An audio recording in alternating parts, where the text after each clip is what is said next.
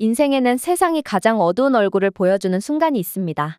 그리고 한 한국인 여성은 세상의 정의를 위해 법을 배웠지만 그러한 자신의 신념이 통째로 부정당하는 일을 겪게 되고 그렇게 꿈과 희망이 잿더미가 되어 무너지고 말았다고 하는데요. 그러나 우연히 서게 된 미국 재판장에서 그녀는 단순히 변호의 역할만을 맡지 않게 되었고 결국 그녀의 재판은 미국 전역을 완전히 뒤흔들어 놓고 말았다고 합니다. 그렇다면 도대체 이 한국 여성에겐 어떤 일이 있었던 것일까요? 안녕하세요. 제 이름은 이다윤이라고 합니다. 저는 한국인이고 현재는 미국의 로스쿨에 재학 중에 있습니다. 제가 많고 많은 전공 중에 법 과목을 선택한 건 저희 가족과 어쩌면 한국의 정의로운 역사 때문입니다.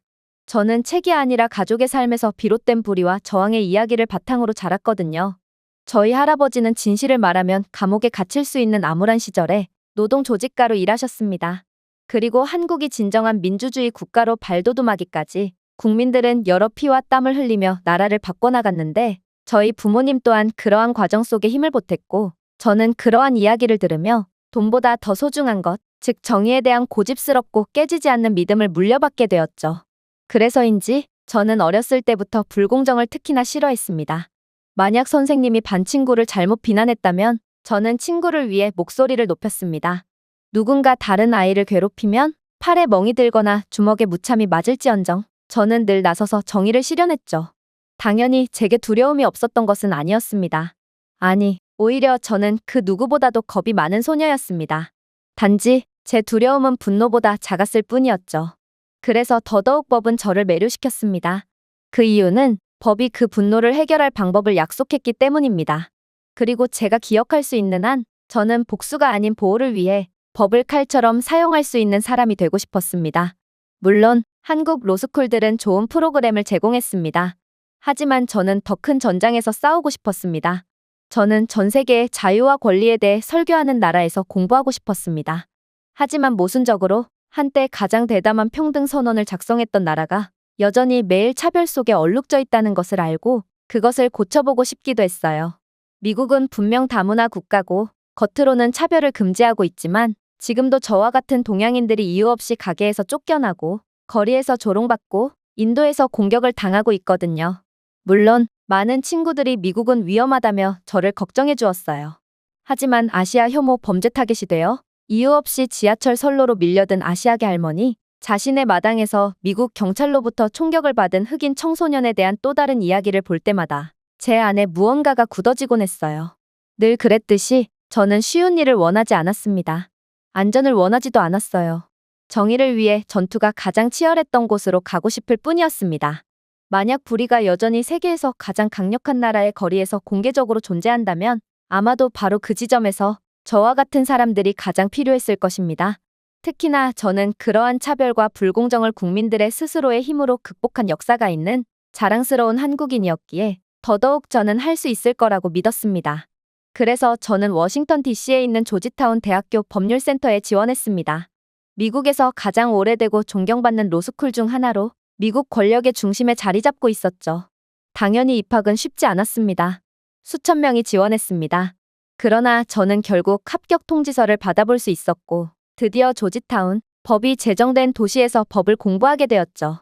저는 부모님의 눈물 어린 미소, 할머니의 따뜻한 손길, 여전히 너무 진지하다라고 놀리던 친구들을 남겨두고 떠났습니다.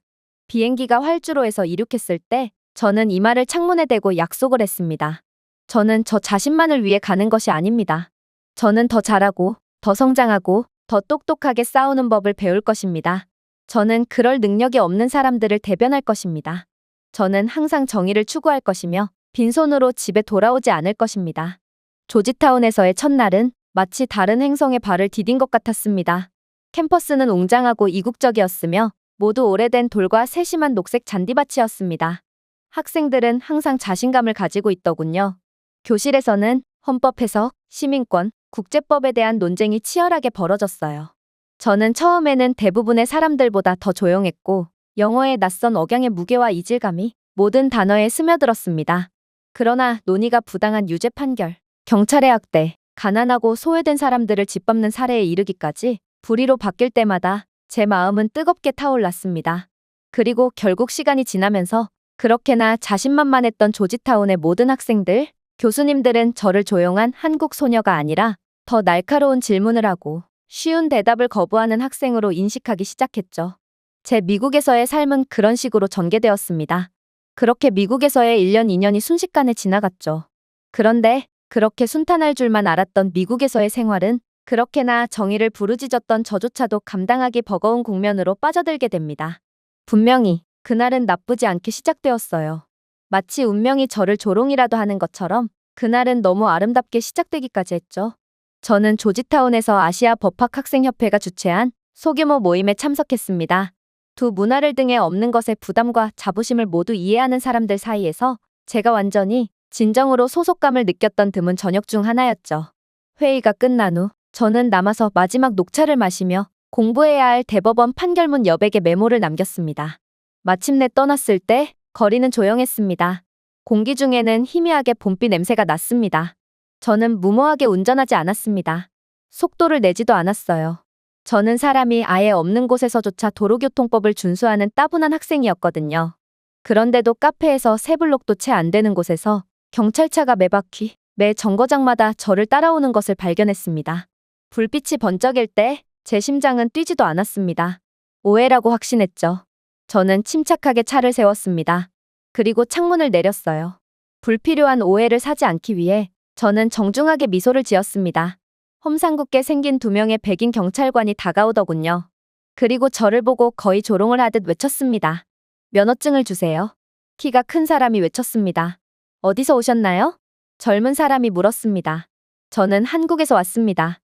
조지타운 로스쿨 학생 회의에 참석했죠. 라고 대답했습니다. 그는 과장되게 찡그리며 몸을 가까이 기울였습니다. 그리고 키가 큰 경찰관이 손전등으로 제 차의 후드를 두드렸어요. 비자로 여기 오셨나요? 네. 제가 대답했습니다. 하지만 그들은 도대체 왜 저를 세웠는지에 대한 명확한 이유도 밝히지 않은 채 그저 무례하고도 권위적인 태도로 저를 압박했어요. 차에서 내리세요. 그들이 명령했습니다. 이건 불합리했어요. 왜 그런지 여쭤봐도 될까요, 경관님? 제 목소리는 차분하고 안정적이었습니다. 그러자 그는 조롱을 하듯 싸늘한 미소를 짓더군요. 이유는 곧 알게 될 겁니다. 저는 나갔습니다. 그들은 저를 자동차 후드에 손을 얹고 서 있게 만들었습니다. 하지만 그들의 행동은 역시나 절차에 어긋나고 불법적이었어요. 미국에서의 동양인에 대한 은근한 차별은 미국에 올 때부터 느끼고 있었지만 그들의 불합리한 행동은 경찰이라는 자들이 이래도 되나 싶을 정도로 노골적이더라고요. 그들은 제 배낭을 찢어버리고 법교과서, 판례 노트, 이민 서류를 쏟아냈습니다. 젊은 경찰관은 낮게 휘파람을 불었습니다. 이 지렁이 같은 글자는 뭐죠? 무슨 비밀스러운 아시아 언어인가요? 한국어입니다. 라고 제가 말했습니다. 법정 메모. 기말고사를 준비하고 있습니다. 하지만 그들은 신경 쓰지 않았습니다. 키가 큰 사람이 명확한 영어 글자를 이해하지 못하는 척하며 여권을 대충 훑어보았습니다. 이다윤. 그는 조롱하듯 음절을 끌어내며 큰 소리로 읽었습니다. 재미있어요. 그가 말했습니다. 전혀 미국적이지 않고 우스꽝스럽게 들립니다. 저는 화를 억눌렀어요. 저는 미국인이 아닙니다. 하지만 저는 미국 법에 따라 다른 거주자와 동일한 권리를 가지고 있습니다. 그들이 웃었습니다. 저 여자 좀 봐. 그녀가 마치 TV 속 드라마 주인공처럼 헌법을 인용하는 것을 좀 보라고. 젊은 사람이 파트너를 팔꿈치로 밀며 말했습니다. 주먹이 절로 꽉 쥐어졌습니다. 그래도 저는 목소리를 고르게 유지했습니다. 저는 당신들이 제게 왜 이런 행동을 하는지에 대한 이유를 알 권리가 있습니다. 그러자 키가 큰 경찰관이 제게 더 가까이 다가왔습니다. 지나치게 가까이요. 나를 가르치려고 하는 거야, 꼬마 아가씨? 저는 제 권리를 주장하고 있습니다, 경관님. 저는 그의 시선을 한치도 물러서지 않고 맞받아쳤습니다. 그러자 그는 아무 경고도 없이 미소를 지으며 제 손목을 등 뒤로 고통스럽게 비틀었습니다. 당신은 합법적인 수색에 저항하고 있습니다. 저는 저항하지 않았습니다. 저는 숨을 헐떡였습니다. 저는 수정헌법 제4조 권리를 행사하고 있습니다. 뭐? 그는 저를 더 세게 잡아당겼습니다. 여기는 미국이야, 학생. 그리고 지금 내 권리는 나에게 달려있지. 수갑이 제 피부를 물어뜯었습니다. 폭력적인 절차 때문에 제 피부 곳곳에서는 피가 흘렀어요. 하지만 그들은 전혀 개의치 않더라고요. 오히려 그들은 거의 화풀이를 하듯 제 모든 책들을 젖은 포장도로에 던져버렸죠. 하지만 저희 주변에는 목격자가 없어 보였습니다. 카메라도 찾아볼 수 없더군요. 그저 차갑고 오만한 힘만이 그들의 손에 들려 있습니다. 그리고 저는 이게 단순한 교통 정지에 관한 것이 아니라는 것을 확신하게 되었죠. 그건 제가 동양인이기 때문이었습니다. 이들에게 전 그저 업무 스트레스를 날릴 수 있는 만만한 샌드백쯤일 뿐이었던 거였습니다. 그들은 저를 경찰차 뒷좌석에 들이받았고 당연히 미란다 원칙에 대한 고지 따위는 없었어요. 차가 연석에서 멀어질 때 저는 추위에 이마를 대고 플라스틱 장벽 속에 비참하게 박혀 있었습니다. 땀, 금속, 그리고 폐배의 냄새가 났습니다. 경찰서에 도착해서도 그들은 저를 범죄자처럼 대했습니다. 대충 지문을 찍고 부어오르고 피투성이에 제 얼굴을 대충 머그샷을 찍었습니다. 그들은 저를 처리하면서 제 손이 꽤나 부드러웠다며 다시 한번 체포하고 싶다며 희롱적인 농담을 하더군요. 심지어 그들은 제 이름 대신 저를 미스 쿵푸라고 불렀어요. 저는 아무런 대응도 하지 않고 그냥 주시했습니다. 그들의 얼굴을 외웠고 그들의 이름과 배지를 가슴속에 새겼어요. 저는 제 스마트워치가 모든 모욕과 불법적인 행동을 기록했다는 사실에 약간의 안도감을 느꼈어요. 하지만 스마트워치가 정말로 결정적인 증거를 포착했는지에 대한 부분은 확인할 수가 없어서 여전히 불안감을 느꼈습니다. 아무튼 그렇게 저는 차가운 유치장 안에 감금당하게 됩니다. 방은 너무나도 작았어요. 조지타운에 있는 제 기숙사 방보다도요. 차가운 금속, 얼룩진 매트리스, 더럽고 악취나는 방. 그들은 저에게 보석금을 낸다면 떠나도 된다고 말했습니다. 제가 해야 할 일은 보석금 몇천 달러를 내고 여기서 나가는 것뿐이었습니다. 정말로 저는 당장 이곳에서 떠날 수도 있었어요. 저는 기숙사로 돌아가서 몸을 정리하고 이 밤이 마치 없었던 것처럼 행동할 수도 있었습니다. 아무도 저를 탓하지 않았을 겁니다. 아니, 저는 그렇게 했어야 했어요. 여기 너무 오래 갇혀 있으면 수업에 결석할 것이고 조지타운 학칙에는 자비가 없기에 저는 무단결석 및 마감일 누락으로 인해 퇴학 처리 당하고 말 거예요. 하지만 저는 고심 끝에 선택했습니다. 바로 이곳에 남아서 불의에 저항하기로 말이에요. 제가 동양인이라는 이유만으로 차별을 가했던 경찰관들은 저를 가두었다고 생각했겠죠. 제 두려움이 저를 순종하게 만들 것이라는 생각을 했을 것입니다. 어쩌면 그들이 옳았을 수도 있어요.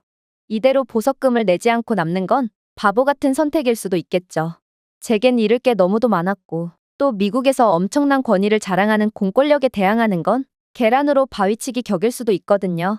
하지만 제게 있어 정말로 두려웠던 건 학위를 잃거나 범죄자로 낙인 찍히는 것이 아니었어요. 만약 제가 불편함과 두려움을 피하기 위해 보석금을 낸다면 그들이 저를 이렇게 대할 권리가 있다는데 동의하는 셈이고 침묵이 저항하는 것보다 더 안전하다는데 동의하는 꼴이 되어버리는 것입니다. 제게 차별을 가한 경찰관들은 무고한 사람을 지배하는 힘을 검증하게 되겠죠. 저는 형광등 아래서 고개를 숙인다면 다시는 저 자신을 바라볼 수 없을 것이라는 것을 알았고 결국 두렵지만 이곳에 남기로 했습니다. 이곳 유치장 안에서도 미묘한 차별은 계속되었습니다. 유치장은 너무나도 추웠고 제가 담요를 요청하자 키가 큰 경찰관이 와서 곰팡이 냄새가 나는 얇고 더러운 담요를 가져와서 그 담요를 제 손이 닿지 않는 곳에 떨어뜨렸거든요. 중국인들은 무술을 잘하지 않나요? 그런데 당신의 반사력은 형편없군요. 잘 받았어야죠. 저는 대답하지 않았어요. 그러자 그는 제 복종을 원한다는 듯 더욱 노골적으로 시비를 걸어대더군요. 당신의 부모님이 정말 자랑스러워하실 겁니다. 여기까지 와서 감옥에 갇히다니요. 하지만 걱정하지 마세요. 당신 같은 중국인들은 살아남는데 능숙하거든요.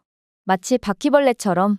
그럴 때마다 저는 무릎을 가슴에 대고 앉아 기도하듯 헌법을 속삭였습니다.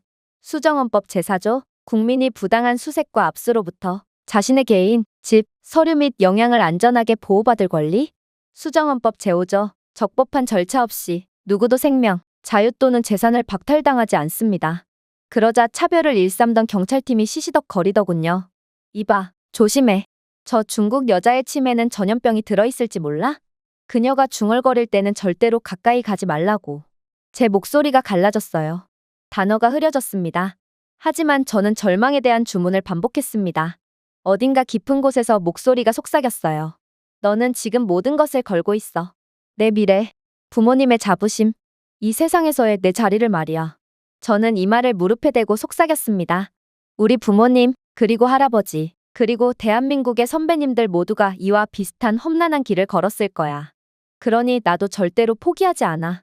저항할 수 있는 강력한 힘이 내 피 안에 들어있거든. 그렇게 며칠이 지났고 결국 저는 풀려나게 됩니다. 그들이 저를 출구 쪽으로 이끌면서 힘든 아침 햇살 속으로 돌아갔을 때 저는 싸움이 이제 막 시작되고 있다는 것을 알았습니다. 학교는 곧 저에 대한 청문회를 열 것이고 제게는 불이익이 가해질 것입니다.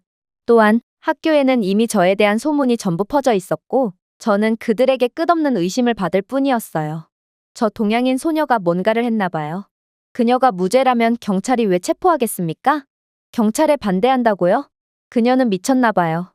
그녀는 외국인이기 때문에 미국 경찰이 얼마나 무소불위의 권력을 가졌는지 이해하지 못하는 것 같아요. 그들의 말은 차가운 벌레처럼 제 피부 아래로 기어갔습니다. 저와 함께 강의실에서 정의와 시민권에 대해 토론했던 몇몇 반 친구들조차도 저와 눈이 마주쳤을 때 외면했습니다. 아무도 문제아와 연관되고 싶어 하지 않았죠. 얼마 후 저는 조지타운에서 열린 징계 검토 회의에 소집되었습니다. 구금을 당했을 뿐만 아니라 수업에 결석했다는 것은 제가 학칙을 위반했다는 것을 의미했습니다. 그들은 한 번만 더 무단 결석이 있을 시 저는 퇴학을 당할 것이라고 경고했습니다. 학교 측조차 동양인인 제 말은 아무도 들으려고 하지 않았고 제게 혐의가 있으니 유치장에 들어가지 않았겠냐며 제 항변을 묵살했죠. 아마 이번에 경찰을 고소하기로 결정한다면 저는 반드시 학교에 결석을 할 수밖에 없습니다. 그렇게 된다면 제가 승소를 한다고 해도 저는 학칙 위반으로 퇴학을 당하고 말 것이고 결국 학생 비자를 잃고 추방당하고 말겠죠. 혹여라도 패소한다면 저는 범죄자로 분류되어 미국에서 변호사 자격을 박탈당할지 모릅니다. 제가 평생 쌓아온 모든 것이 산산조각이 나겠죠. 제가 어리석었나요? 제가 자존심을 위해 모든 것을 버린 건가요? 이제라도 도망가면 어떨까요? 아마 모두가 흔히들 그러는 것처럼 지금이라도 바보 같은 미소를 지으며 고개를 숙인다면 제가 열심히 만든 미래의 무언가를 되찾을 수 있을 것입니다. 제 내면의 소리가 정의 따윈 버리고 그냥 일단 살아남으라고 말했습니다. 하지만 그때 경찰관의 얼굴이 떠올랐습니다. 그가 제 손목을 비틀며 비웃었던 방식, 그가 제 권리를 박탈했던 것 말이에요. 그리고 깨달았습니다. 만약 제가 지금 떠나면, 고개를 숙인다면, 그러면 제가 믿는 모든 것이 거짓말이 될 것입니다. 결국 저는 두려움에 굴복하지 않고 정의를 위해 싸우기로 했습니다. 비용이 얼마나 들더라도 저는 끝까지 싸우기로 했죠. 그리고 그렇게 싸우기로 결정한 지 얼마 지나지 않아 저는 예상치도 못했던 일을 겪게 됩니다. 바로 혼자인 줄 알았던 저는 혼자가 아니었거든요. 첫 번째 이메일은 이틀 후에 왔습니다. 제가 몰랐던 한 여성, 즉 카페 근처에 있었던 한 행인이 휴대폰으로 체포 장면의 일부를 녹화했습니다. 그리고 그녀는 제게 영상을 보냈더군요. 이메일의 내용에는 아무런 요구 조건도 없었습니다. 그저 당시에 침묵을 해서 미안합니다. 미국 공권력이 좀 강력해야죠. 하지만 이건 분명 결정적인 증거가 될 거예요. 제가 혼자가 아니라는 것을 느끼고 눈물을 흘린 것도 잠시 헌법학 교수인 제닝스 교수로부터 문자가 왔습니다. 그는 제 사건에 대해 증언하고 동의안 초안 작성을 돕고 제 사건의 신빙성을 부여하는 작업에 도움을 주겠다고 제안했습니다. 당신은 내가 봐온 학생들 중 가장 정의롭습니다. 그리고 나는 평생을 살면서 한국인 학생들이 법이나 규칙을 어기는 것을 단 한 번도 보지 못했죠. 분명 오해가 있을 겁니다. 역시나 저는 혼자가 아니었던 것입니다. 그리고 정말로 몇몇 교수님들의 도움으로 지역 뉴스 방송국에서 이 사건을 보도하게 됩니다. 그러자 제게 의심과 회의의 시선만을 보냈던 다른 학생들이 나서기 시작했어요. 알고 보니 제게 차별을 가했던 경찰관들은 이곳 대학교 근처를 순찰하면서 자신들의 공권력을 남용하며 만만한 동양계 학생의 영어 발음을 조롱하며 시비를 걸기로 유명했고 그들에게 당했던 학생들은 이러한 경찰관들의 차별 이력을 정리해서 아시아계 학생에 대한 습관적 편견에 대한 선서 성명서를 제 이메일로 보내주었어요. 하나씩 나무가 자라기 시작했어요. 증거, 증인들, 지지의 물결. 저는 더 이상 공허함 속에서 비명을 지르는 목소리가 아니었습니다. 그러다 충격적인 사건이 터지게 되었죠. 그렇게 소송 전에 카페에 앉아 사건을 정리하고 있을 때였어요. 인기척에 눈을 돌리니 조지타운 야구 모자를 쓰고 두꺼운 안경을 쓴 70대 남성이 저를 뚫어져라 보고 있더군요. 저는 미국 경찰관에 의해 겪은 차별 사건 때문인지 그도 제가 동양인이라는 이유로 돌발 행동을 하지는 않을까 싶어 경계심이 들었습니다.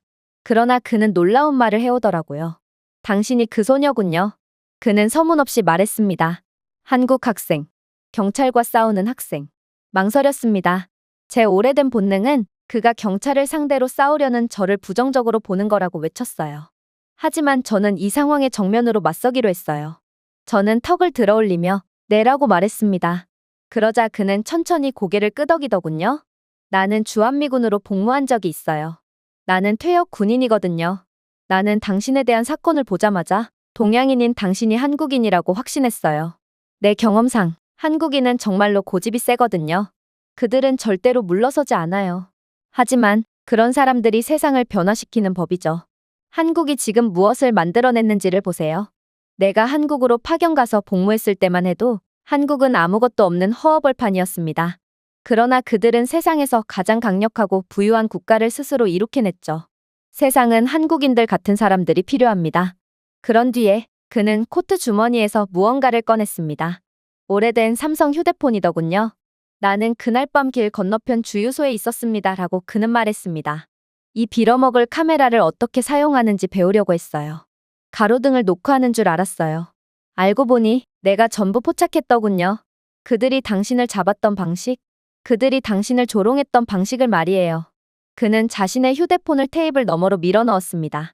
당신이 하고자 하는 일을 하세요. 그리고 뒤를 돌아보지 마세요. 그게 바로 내가 본 한국인들이 하는 방식입니다. 당신은 분명 잘할 겁니다. 당신은 한국인이니까요. 그리고 그렇게 그는 흔들리고 숨이 가빠진 제게 꿈도 꾸지 못했던 금 조각을 남기고 떠났습니다. 저는 이제 저 자신만을 위해 싸우는 것이 아니게 되었습니다. 저는 소외받는 사람들, 그리고 저를 믿는 사람들, 그리고 한국인으로서의 명예 등 모든 것을 위해 싸우게 되었습니다. 심지어 타이밍도 무척이나 좋았어요. 미디어의 여론도 변하기 시작했거든요. 정말로 요즘 들어 미국 내에는 차별에 관한 사건이 너무도 폭증해서 그런지 전국 언론은 증오 범죄가 증가하고 소수자가 소외되었다는 기사를 보도하기 시작했죠. 소송을 하기에 이보다 적기도 없었습니다. 저는 준비됐고 이제 제게 몹쓸 짓을 가했던 경찰관들은 미국 내에 암묵적으로 존재하는 차별의 풍조를 대표해서 마땅한 벌을 받게 될 때였습니다. 하지만 그렇게 확신에 찬 와중 저는 저를 도와주시던 교수님으로부터 급한 연락을 받게 되었습니다. 그리고 교수님은 제게 충격적인 주장을 해오시더군요. 다윤아, 안타깝지만 이 소송은 불가능할 것 같구나. 이건 말이 안 되는 소리였어요. 소송은 누구에게나 있는 마땅한 권리인데 도대체 왜 저만 할 수 없다는 말인가요? 하지만 교수님은 침착하게 믿고 싶지 않은 주장을 해오시더군요. 자격 있는 면책 교리에 대해 들어본 적이 있니? 이게 바로 미국에서 피해자들이 경찰관에게 소송을 걸기가 쉽지 않은 이유야. 해당 경찰관들은 사건 직후 너를 저항적이고 공격적인 용의자로 묘사하며 신고했거든. 그리고 그들의 부서는 내가 증거를 제시할 기회조차 갖기 전에 내부적으로 신속하게 보고서를 검증했지. 아마 너는 경찰서에 구금되었을 때 증거를 제시해야 했어. 하지만 그들은 내게 그러한 기회가 주어진다는 것도 고지하지 않았겠지. 아무튼 공식 기록에 따르면 그들은 합리적인 의심에 따라 너를 체포했다고 주장했고 미국 법원은 명확하고 압도적인 증거가 존재하지 않는 한 민권 소송에서 공식 경찰 보고서에 크게 의존하기에 경찰관들이 헌법적 권리를 침해하지 않았다고 판단하거든. 즉, 이 사건은 경찰관의 재량 범위 내에서 해석될 수 있기 때문에 비록 그들의 행동이 도덕적으로 잘못되었더라도 경찰관을 보호해 줄 거라는 말이야. 그래서 너는 경찰관들을 직접적으로 고소할 수가 없는 거지. 세상이 무너지는 기분이었어요. 교수님께서는 이건 미국 법의 시스템적인 허점이고 극복을 할 수가 없는 부분이라고 말씀하셨는데요. 저는 제 세상이 무너지는 기분이 들었고 이런 게 바로 법이라면 저는 이런 허점 투성이의 법을 더 이상 공부하고 싶지 않다는 생각도 들었어요. 그리고 정말로 저는 이때 제 이야기가 끝났다고 생각했습니다. 저는 제가 잃은 싸움의 무게를 짊어지고 남은 인생을 패배자로 보낼 것이라고 생각했습니다. 시스템이 제 얼굴 앞에서 문을 닫고 말했던 나를 기억하며 말이죠. 네가 뭔데 공권력을 거스르려고 해? 고작 동양인 한 명만으로는 충분하지 않아. 너도 알고 있었잖아? 하지만 어느 비 오는 오후 제닝스 교수님의 이메일이 모든 것을 바꾸어 놓았습니다. 새로운 민권 침해 시범 재판, 긴급, 거의 열지 않을 뻔했어요. 기적에 대한 기대를 멈춘 상태였거든요. 하지만 우연히 눌러본 이메일은 제 모든 것을 바꿔놓았죠. 그것은 지역 민권 책임 재판소라고 불렸습니다. CCRAT. 몇몇 연방지방법원이 시민권 옹호자들의 엄청난 압력에 힘입어 조용히 시작한 프로그램이었습니다. 경찰의 위법 행위 혐의로 기소된 피해자들, 특히 적격 면책과 같은 절차적 장벽에 의해 차단된 피해자들은 특별 사법 패널에 직접 증거를 제출할 수 있는 시스템이었죠. 그리고 차별, 학대 또는 위법 행위에 대한 충분한 증거를 발견한 경우 재판소는 구속력 있는 판결을 내릴 수 있었습니다. 저는 가슴이 두근거리며 화면을 응시했습니다. 완전한 재판은 아니었습니다. 배심원 평결이 없었거든요. 하지만 만약 CCRRAT가 제게 유리하게 판결한다면 제가 직접적으로 소송을 걸 수 없었던 이번 사건이 정식 재판으로 넘어갈 수 있을 것이고, 그렇게 된다면 저를 모욕하고 비하하고 존엄성을 박탈한 경찰관들은 그에 대한 대가를 받게 될 것이 분명했어요. 물론 공권력이 절대적으로 유리한 고지에서 보호를 받는 미국이기에 저는 그만큼 확실한 논리와 증거가 필요했지만 아무튼 제겐 기회가 있는 셈이었어요. 그렇게 저는 증거들을 정리했습니다. 그리고 속으로 외쳤죠. 당신들은 나를 묻으려고 했지만 내가 씨앗인 줄은 미처 몰랐군요. 제가 증거를 제출한 지 2주 후에 재판소에서 보낸 편지가 도착했습니다. 그리고 CCRAT에서는 제 증거에서 정식 심리를 진행하기에 충분한 근거를 찾았다는 희망의 메시지를 전달해 주었죠. 당신은 변호사를 선임할 권리가 있으며 혹은 직접 변론에 참여할 수도 있습니다. 당연히 저는 직접 참여하여 저에 대한 변호를 하기로 결정했습니다. 저보다 제 이야기를 더 잘 들려줄 수 있는 사람은 아무도 없었거든요. 경찰관들이 저를 차에서 끌어내렸을 때 제가 피를 흘린 것처럼 피를 흘리는 사람은 아무도 없었습니다. 아무도 저처럼 분노와 불합리함으로 몸서리치지 않았습니다. 그러니 제가 직접 서 있을 것입니다. 성공하든 실패하든 말이죠. 그리고 저는 다른 사람들이 건네준 증거 대신 저 혼자 수집한 증거로만 이번 재판을 맡기로 결정했습니다. 교수님은 저보고 미쳤다고 하셨지만 저는 이번 일은 오직 저 혼자 힘으로만 해결해야 의미가 있다고 생각했거든요. 그렇게 재판부 심리가 열린 날 아침, 저는 간단한 검은색 정장을 입었습니다. 경찰 측은 변호사를 선임해서 만반의 준비를 다한 상태더군요. 경찰관의 변호사는 인내심과 혈통만으로 저를 짓밟을 수 있다고 믿는지 저를 거만한 표정으로 쳐다보며 천천히 일어섰습니다. 신사숙녀 여러분. 그는 기름처럼 부드러운 목소리로 말했습니다. 우리는 정직한 실수를 처벌하기 위해 여기 있는 것이 아닙니다. 우리는 법 집행기관의 힘든 일을 범죄화하기 위해 여기 온 것이 아닙니다. 그는 미묘한 경멸의 몸짓으로 저를 향해 손짓을 했습니다.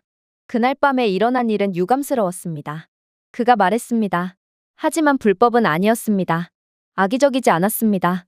그것은 단지 문화 간의 오해였을 뿐입니다. 긴장한 동양인 젊은 여성과 의무를 다하는 경찰관들 사이에서 일어난 해프닝일 뿐이죠. 말도 안 되는 논리였습니다. 그는 차별적인 경찰관 때문에 상처받은 저뿐만 아니라 십수명의 피해자들을 농락하고 있었습니다. 그래서 저는 명확하게 답변했죠. 오해요? 오해는 손목에 멍을 남기지 않습니다. 오해에는 인종비하, 성적 수치심, 고의적인 굴욕, 조작된 경찰 보고서 등이 포함되지 않습니다. 오해는 진실을 지우기 위해 조율된 노력을 필요로 하지 않습니다. 하지만 경찰 측의 변호사는 노련했어요. 이미 제가 이런 식으로 대응할 것을 예상했는지 능글맞게 웃으며 제 주장을 반박했거든요. 제 고객인 랜달 경관과 브룩스 경관은 합법적인 직무 범위 내에서 행동했다고 주장합니다. 그리고 우리는 감정을 소송할 수는 없죠. 우리에겐 오직 사실들만이 필요할 뿐입니다. 자, 그렇다면 당신에겐 어떤 사실적 증거가 존재하죠? 어디 한번 봅시다. 그는 제가 증거가 없다고 확신하는 것 같았습니다. 당연하죠. 그들이 저를 폭력적으로 제압할 때 제겐 증거를 모을 어떠한 여유도 없는 것처럼 보였거든요. 그러나 저는 법을 배우는 학생으로 증거 수집이 얼마나 중요한 행동인지 아주 잘 알고 있습니다. 그래서 찰나의 순간 스마트워치를 작동시켰던 거였죠. 그래서 저는 그들에게 좌절감을 안겨다 주기로 했습니다. 그럼 사실에 대해 이야기해 봅시다. 저는 유리를 가로지르는 칼날처럼 날카로운 목소리로 말했습니다. 랜달 경관의 보고서에 따르면 저는 불규칙한 운전으로 인해 정지되었다고 합니다. 하지만 교통감시 영상에는 교통 위반이 전혀 없습니다. 두 경찰관 모두 제가 합법적인 수색에 저항했다고 주장했습니다. 하지만 바디캠 영상에는 신체 접촉이 시작될 때까지 완벽하게 가만히 서 있는 제 모습이 담겨 있습니다.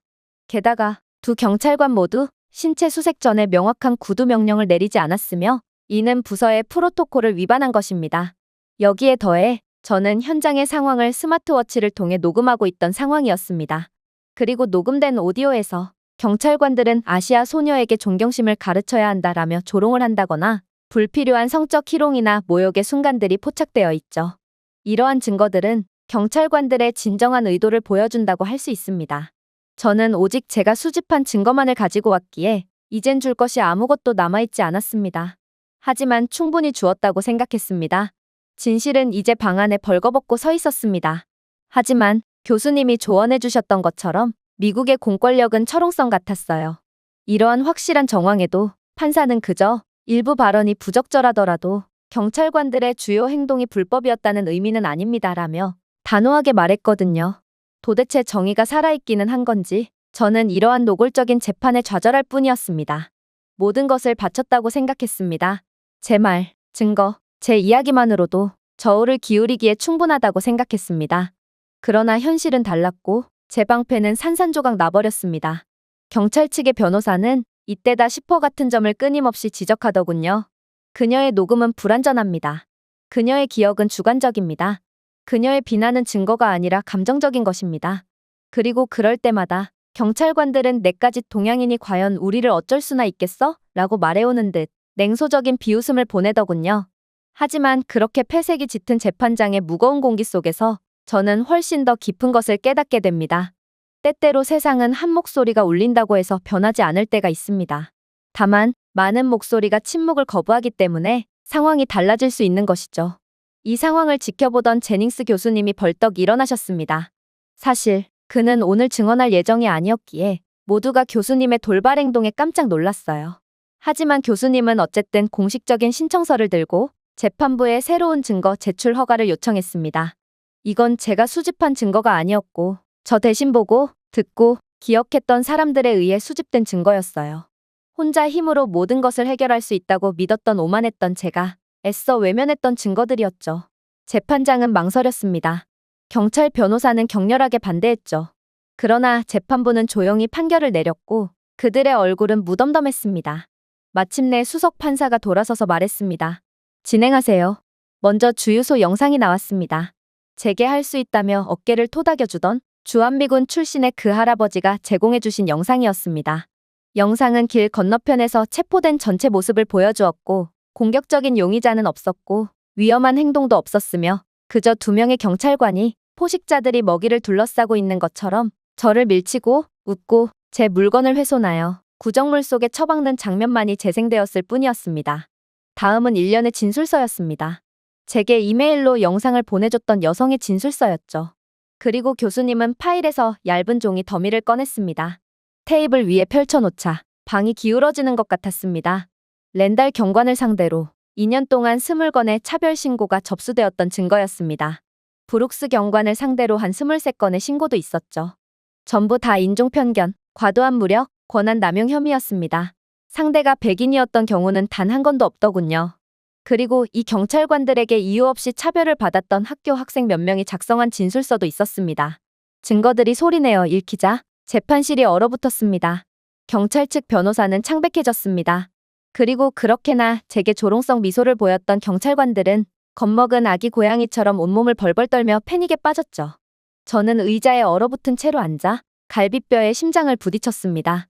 저 혼자였다면 절대로 이길 수 없었을 것입니다. 이 증거들은 다른 사람들이 저를 외면하기를 거부했기 때문에 수집될 수 있었습니다. 학생들이 진술서를 작성하느라 밤을 새웠기 때문입니다. 이웃들이 진실을 말하기 위해 보복을 감수했기 때문입니다. 냉소와 두려움의 세계에서도 어딘가에 용기는 여전히 살아있었습니다. 진실은 항상 방중앙에 서 있었습니다. 그들의 신중하게 구성된 거짓말 위에 우뚝 솟아서 말이죠. 혼자 싸워야 한다고 생각했지만 저는 결코 혼자가 아니었습니다. 생각해보면 혼자였을 때도 딱히 없었죠. 모두가 정의를 위해 저마다의 방식으로 싸우고 있었고 이러한 외면하지 않는 사람들 덕분에 이 사회 정의는 구현되고 있던 것입니다. 그렇게 저는 이번 사건에서 승소했습니다. 그리고 경찰관들은 자신들의 행동에 대한 대가를 치러야 했죠. 그들은 파면뿐만 아니라 향후 법 집행기관에서의 취업이 금지되었습니다. 그리고 혹여라도 다시금 인종차별 같은 바보 같은 짓을 했다간 가중 처벌을 받을 수 있도록 전과 기록까지 남게 되었죠. 또한 그들의 비행에 대한 영구적인 공개 기록이 생성되었고 공식 연방 기록에 등재된 재판소의 조사 결과는 향후 소송이나 형사 기소 시 증거로 사용될 수 있게 되었습니다. 즉, 저에 대한 판례는 향후 발생할 다른 차별적인 사건까지 간접적으로 방지할 수 있게 되었다는 것입니다. 그렇게 저는 원하는 모든 것을 쟁취했습니다. 그리고 제 모든 것을 걸고 싸웠던 만큼 저는 재판이 끝나자마자 거의 쓰러지기 일보 직전이었죠. 워낙 매스컴을 탄 사건이었기에 복도로 나갔을 때 카메라가 번쩍였고 마이크가 저를 향해 밀려왔습니다. 질문들이 외쳐졌습니다. 기분이 어떠세요? 다음에는 무엇을 하시겠습니까? 이것이 다른 피해자들에게 어떤 의미가 있습니까? 가슴이 두근거렸습니다. 잠 못 이뤘던 밤들, 격려의 속삭임을 전한 동료 학생들, 기꺼이 자신의 휴대폰을 건넸던 할아버지, 이메일로 용기를 냈던 여성, 제 안에서 죽기를 거부했던 부서지고 멍든 희망. 카메라를 직접 들여다보았습니다. 그리고 저는 말했죠. 이것은 저만의 승리가 아닙니다. 우리 모두입니다. 침묵을 거부한 모든 목소리, 놓아주기를 거부한 모든 손, 여전히 법이 힘없는 사람들을 보호할 수 있다고 믿는 모든 영혼들, 그리고 우리가 다시 침묵하지 않는다면 이러한 억울하고 차별적인 일들은 절대로 다시 일어나지 않을 것입니다.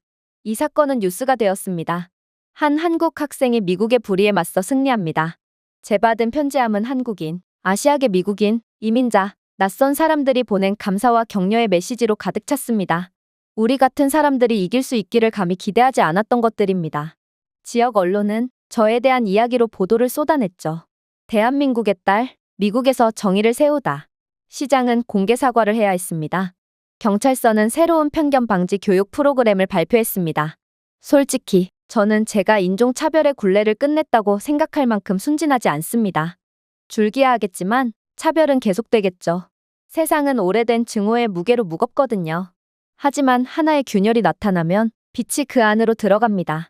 그리고 그것을 통해 다른 사람들도 희망을 볼 수 있을 것입니다. 그리고 여기서 희망을 보고 모두가 외면하지 않기를 선택한다면 세상에서 차별은 절대로 찾아볼 수 없게 되겠죠. 그리고 저는 이번 재판을 도와준 용기 있는 사람들을 회상하며 세상은 느리지만 결국 곧 그렇게 되리라 확신하게 되었습니다. 제가 준비해온 내용은 여기까지입니다. 끝까지 시청해주셔서 진심으로 감사드리며 여러분들의 구독과 좋아요, 알림 설정은 영상 제작에 큰 힘이 됩니다. 이상 세모튜브였습니다.